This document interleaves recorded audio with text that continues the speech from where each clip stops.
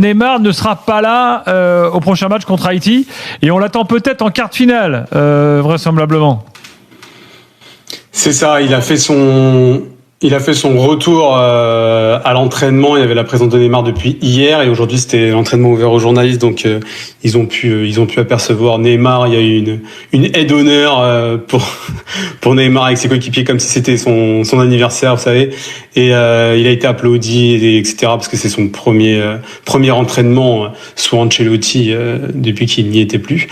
Mais il est pas dispo encore pour Haïti. Il va voyager avec le groupe et l'idée c'est de l'utiliser plus à partir de la phase à élimination directe. Peut-être de lui donner des minutes contre l'Écosse, mais de l'utiliser plus en entrant dans la phase à élimination directe. Donc l'Écosse dernier match de poule quoi, peut-être.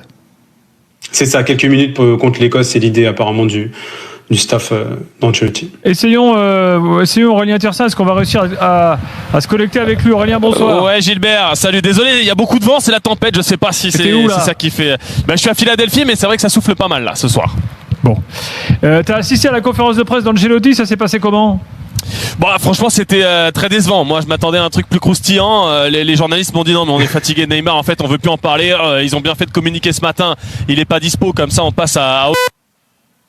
il y a décidément beaucoup de vent à Philadelphie. La tempête. Bon, du coup, on ne saura pas exactement ce qu'a dit Ancelotti. T'as peut-être suivi la conf, toi, Gary. Tu peux peut-être nous raconter. Ça vient de se finir il y a quelques minutes. J'ai pas vu que j'ai parlé avec vous du Portugal, mais en gros, et ce qui dit, c'est la vérité, c'est-à-dire que Neymar, ça a tellement été un sujet jusqu'au fait qu'il soit sélectionné et ensuite qu'il soit blessé que là les Brésiliens ils ont qu'un mot à la bouche, c'est Hendrick, ils veulent voir du Hendrick, ils veulent voir des changements. Alors, dans cette équipe. tu confirmes qu'Hendrick sera titulaire? Parce que moi j'ai lu qu'Ancelotti lui avait dit, mais je me méfie toujours un peu des... Non, il a pas dit encore. Il a dit qu'il faudra mettre Hendrick au moment opportun.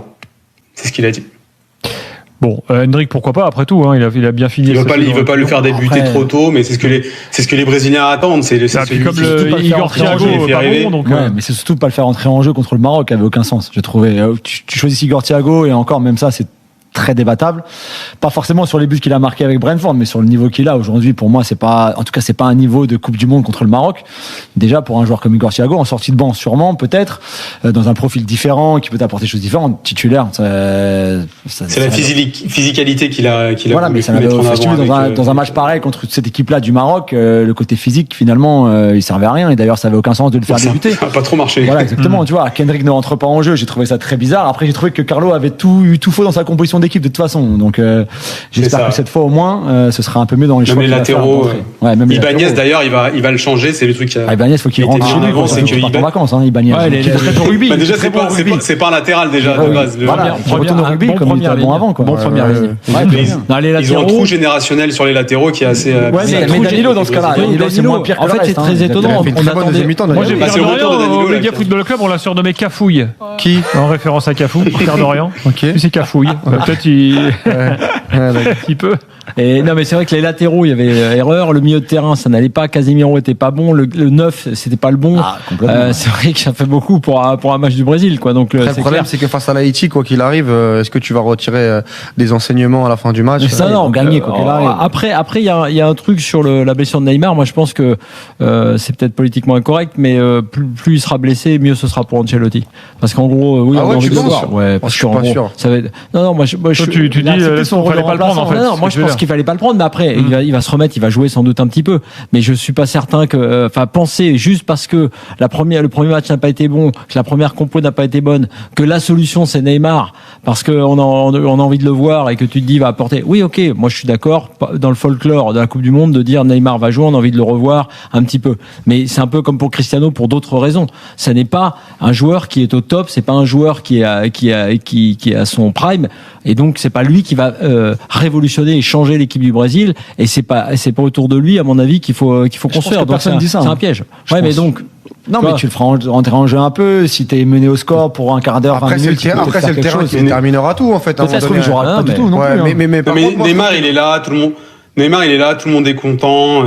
Il est arrivé à la. Vous auriez dû voir son arrivée à la séance d'entraînement. C'est Mickey, quoi. Il arrive et c'est la mascotte. Il arrive, il est content. Il a un petit sourire aux journalistes. Il dit alors, je vous ai manqué. Et c'est la bonne humeur et c'est ce qu'il apporte dans cette équipe. Et je pense pas qu'il va apporter beaucoup plus, sauf si vraiment il nous fait tous mentir et que tous les matchs qu'il a joué à Santos n'étaient qu'un leurre et qu'il va arriver dans la forme de sa vie, ce que je ne crois pas trop. Après, sur la fin de saison, ça avait l'air d'être un peu mieux quand même à Santos, non? Oh, ça reste compliqué, faut pas oublier que là, au Paulista, ils ont pas fait. J'avais vu une stat comme quoi, chez les attaquants brésiliens, entre les deux rassemblements, entre le rassemblement contre la France et la liste d'Ancelotti, c'était le joueur qui avait le plus joué devant.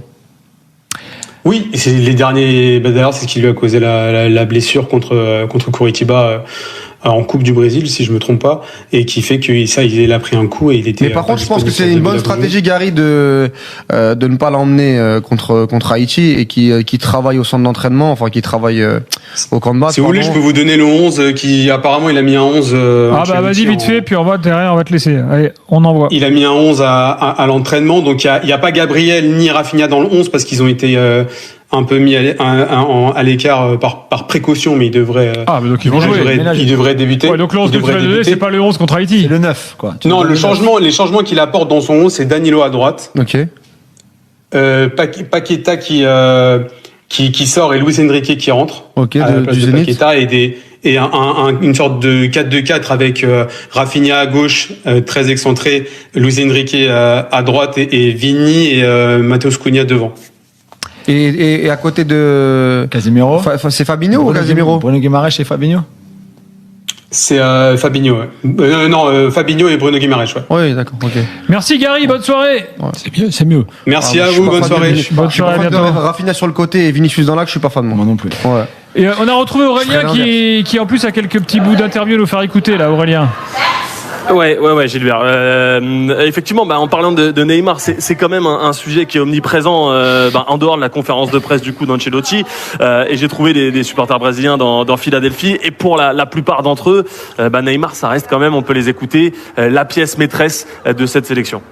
Neymar, pra gente da torcida do Brasil é muito bom. Neymar est tellement important pour l'équipe, ça reste le crack absolu. Il reste évidemment une pièce centrale pour nous les supporters. Questão de torcida, entendeu? Neymar pode fazer la diferença. Neymar peut faire la différence, peut aider l'équipe, mais pour moi la vraie star de l'équipe dans cette Coupe du Monde, ce sera Vinicius Junior. Será Vinicius. Voilà, lui, il est un petit peu plus responsable en sachant que Neymar, on l'a dit, pourrait rentrer quelques minutes contre l'Écosse le 24 juin. Et après, on verra si ça peut monter en puissance. Il y a quand même un gros débat au Brésil. C'est 50-50 et il y en a qui ne comprennent pas sa place dans le groupe, dans les 26 du Brésil. C'est le cas de Carlos, que j'ai croisé aussi dans les rues de Philadelphie. C'est compliqué pour moi. Neymar ne devrait pas être là, mais le groupe l'aime bien. Moi, je ne l'aime pas. Bon voilà, ça c'est assez clair, mais quand même globalement, notre invité le disait tout à l'heure, en fait, il apporte de la joie de vivre, il est là, tout le monde le kiffe en fait, et il y avait Denilson, l'ancien du Betis et des Girondins de Bordeaux aussi, qui était là en conf de presse. Je lui ai posé la question, lui, de ce qu'il pensait de la présence de Neymar dans le groupe des 26 Brésiliens. Non, je ne pense pas que cela soit mauvais pour le groupe. Neymar ne sera jamais un problème parce que c'est un bon gars, il a bon cœur, mais le plus important dans une Coupe du Monde, c'est qu'il soit disponible pour jouer, qu'il ne sera déjà pas là pour ce deuxième match du Brésil. Peut-être qu'il pourra jouer la seconde période du match contre l'Écosse. Mais voilà, donc tout le monde est content, Gilbert, qu'il pousse un peu la gueulante sur le banc, qu'il encourage, il est admiré par tout le monde, par tous les plus jeunes du groupe. Donc finalement, tout le monde est content qu'il soit là quand même.